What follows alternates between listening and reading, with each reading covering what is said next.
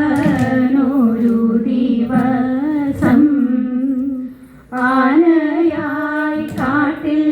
കഴിക്കും കാലം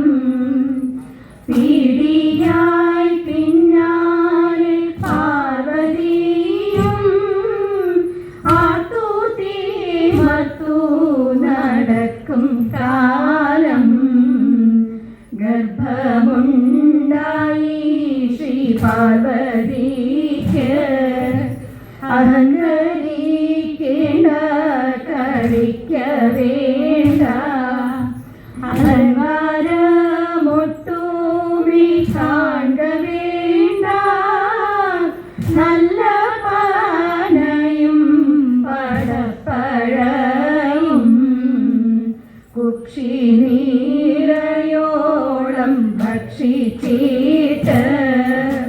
ദാഹിച്ച വെള്ളം കുടിയാനീട്ട് നീന